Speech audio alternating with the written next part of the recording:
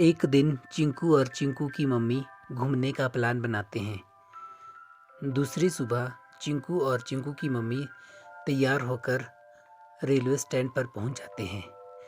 Railway stand पर पहुंचकर वह अपनी रेल को देखते हैं और उस रेल में बैठ जाते हैं। जैसे ही चिंकू और चिंकू की मम्मी ट्रेन में जाते हैं, वैसे ही चिंकू की मम्मी का एक सैंडल गिर जाता है और वह अपनी सैंडल को लेने के लिए बाहर निकलती है। बाहर निकलने के बाद जैसे ही वो सैंडल तक पहुंचती है, उतनी देर में उसकी ट्रेन निकल जाती है।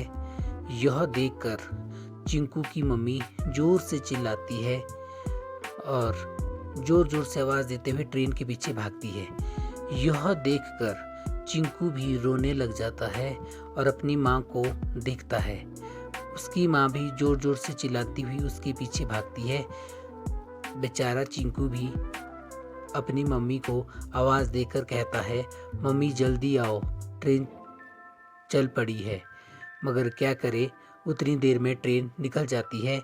उसके बाद चिंकू की मम्मी ट्रेन में की पटरी में बैठकर रोने लगती है और अंदर चिंकू के भी रो रो कर बुरा हाल हो जाता है।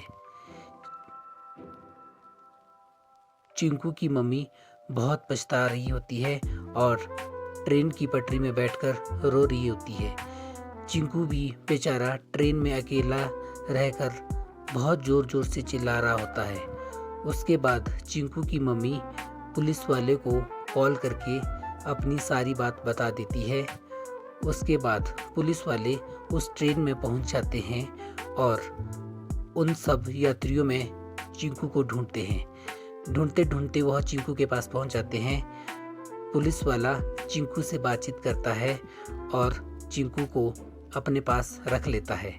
उसके बाद चिंकू को वह ट्रेन से उतारकर उसकी माँ से मिलवाने के लिए लेकर आता है। उसकी माँ यह देखकर दौड़ दौड़कर चिंकू के पास आती है। चिंकू भी अपनी माँ को देखकर बहुत खुशी से दौड़ दौड़कर अपनी माँ की तरफ दौड़ता है।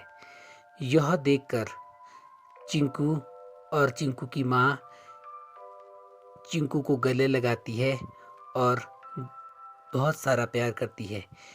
चिंकू बहुत खुश हो जाता है क्योंकि चिंकू को उसकी माँ मिल गई है और चिंकू की माँ उससे बहुत ज़्यादा लाड कराती है।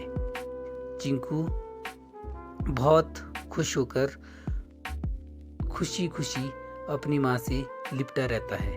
Please like subscribe this channel.